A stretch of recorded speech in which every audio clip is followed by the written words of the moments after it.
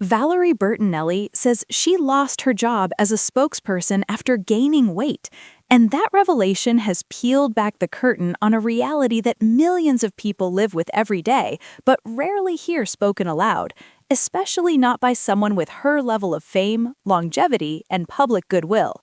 This wasn't whispered gossip, a leaked email, or industry speculation. This was Valerie herself, speaking openly and painfully honestly, exposing how deeply rooted body judgment still is, even in a time when society claims to be more accepting, more evolved, and more compassionate.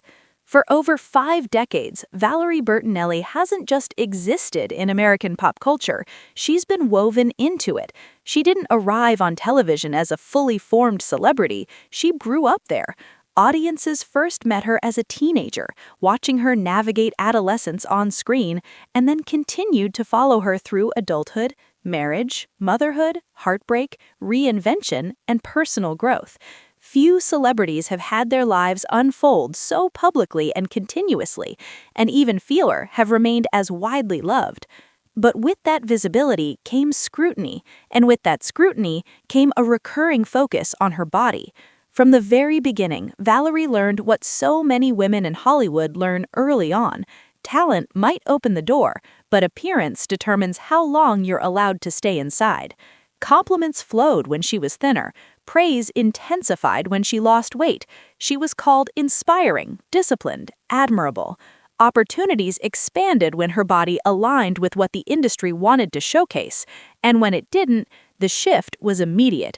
Sometimes it was subtle, a tone change, fewer calls. Sometimes it was blunt and unforgiving. Years ago, when Valerie lost a significant amount of weight, the public reaction was massive. Headlines celebrated her transformation. Magazine covers framed her body as proof of success. Interviews focused less on her career and more on her size. The narrative was clear. Smaller meant better. Smaller meant worthy. Smaller meant triumphant. Eventually, that narrative turned into a business opportunity. Valerie became the face of a major weight loss brand, held up as living proof that their program worked. To the outside world, it looked like the ultimate success story. A woman takes control of her health, inspires millions, and is rewarded with status, visibility, and financial gain.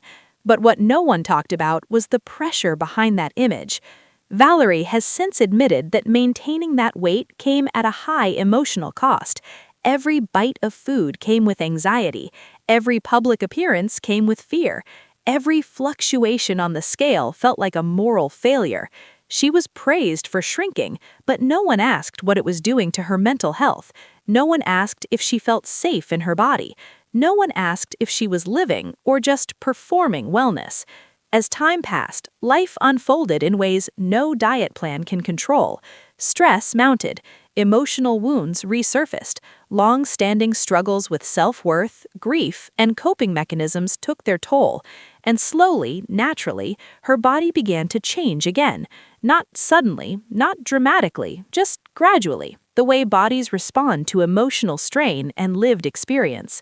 And that's when the applause stopped. Valerie revealed that she was ultimately let go from her spokesperson role because she gained weight. No scandal, no breach of contract, no failure to perform, simply a body that no longer fit the image the brand wanted to sell. In that moment, everything became painfully clear. Her value to the company had never been about her health, her honesty, or her humanity. It had been about maintaining a visual ideal. She has described that experience as deeply humiliating, not only because she lost a high-profile job, but because it confirmed a fear that so many people carry silently. The fear that love, respect, and acceptance are conditional, that you are celebrated as long as you remain unchanged, that the moment your body shifts, your worth is questioned. One of the most emotionally charged parts of Valerie's story centers on a moment that should have been purely joyful. In 2012, she received a star on the Hollywood Walk of Fame, a milestone that represents decades of contribution to entertainment. It's meant to be a celebration of legacy, of perseverance, of impact. She stood there smiling for cameras, thanking fans, surrounded by applause. From the outside, it looked like a triumphant full-circle moment. Inside, she was unraveling. Valerie has since admitted that when she looks back at photos from that day, pride is not the emotion that comes up first. Shame is. She remembers fixating on how she looked in her dress. She remembers feeling like she didn't deserve the honor because she wasn't thin enough. And shortly after that public celebration, she learned that her weight gain had cost her the spokesperson role. At the time, she was wearing a size 12, a size worn by countless women, a size that is neither extreme nor unhealthy. But in an industry obsessed with numbers, it was enough to disqualify her from being considered a success story.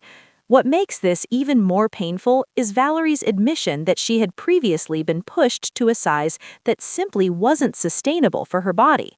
She has spoken openly about reaching a size 4 and how much praise she received for it, yet how miserable and anxious she felt trying to maintain it. Every day became a battle. Every meal became a test. Her body was no longer something she lived in, it was something she managed. Instead of celebrating balance or well-being, the system rewarded restriction and control. Looking back now, Valerie has said she wishes she could hug the woman she was back then, the woman standing on Hollywood Boulevard, smiling while internally tearing herself apart. She wishes she could tell her that she was already enough, that her worth didn't fluctuate with her weight, that her body was not a problem to be solved. For years, she internalized the belief that weight gain meant failure, that gaining weight erased progress, that it justified rejection. Even when she understood intellectually that bodies change, emotionally the conditioning ran deep. Grief in particular became a major turning point. Valerie has spoken about how deeply loss affected her, especially the death of Eddie Van Halen. Grief changes everything.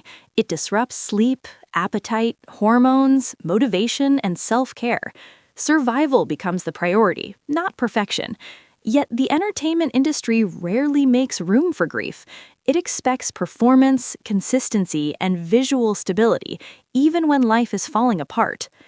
In recent years, Valerie has begun dismantling those beliefs one by one. She has stepped away from toxic diet culture and publicly acknowledged that some of her past messaging no longer aligns with who she is now. She has taken responsibility for promoting ideas that kept her and others trapped in cycles of shame. Today, she talks about health in a completely different way. She emphasizes mental health, emotional regulation, kindness toward oneself, and listening to the body rather than punishing it. She has said plainly that thinner does not equal healthier, a lesson she learned through years of lived experience. What stands out now is the grounded calm with which she tells her story. There is sadness, yes, but there is also freedom. She understands that losing that job was not a personal failure, it was evidence of a deeply flawed system. The public response has been overwhelming. People have shared stories of being judged at work, overlooked professionally, or treated differently after gaining weight. Many have said Valerie's honesty gave them language for experiences they never knew how to describe.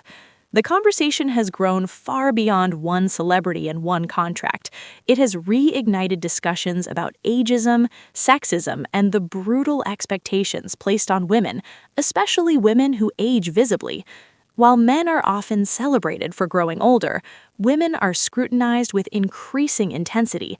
Weight gain, wrinkles, and natural changes are framed as shortcomings rather than signs of a life fully lived. Valerie's experience highlights how little tolerance still exists for women who refuse to remain frozen in time. What gives her story real power is that it comes from lived experience, not theory. She has felt the shift from applause to silence. She has experienced how quickly approval disappears when bodies change, and she has chosen to step away from chasing that approval, even when it cost her financially. Today, Valerie says she is happier than she has been in years, not because she fits an ideal, but because she no longer lets an ideal define her. Separating self-worth from appearance, she admits, took decades, but it was worth it. Her story is uncomfortable because it's honest. It challenges deeply ingrained beliefs about success, discipline, and beauty. It exposes how conditional praise can be and how damaging it is to tie value to appearance. Most importantly, it reminds us that bodies are not brands and people are not marketing tools. Valerie Bertinelli didn't just lose a job, she gained perspective. And by sharing it so openly, she's giving others permission to question the narratives they've been taught about health, worth, and success. Her message is simple, powerful, and deeply human. You do not owe the world a smaller version of yourself to deserve respect. And in a culture that still profits from insecurity, that message matters more than ever. Make sure to like, subscribe, and stay tuned for more celebrity updates just like this.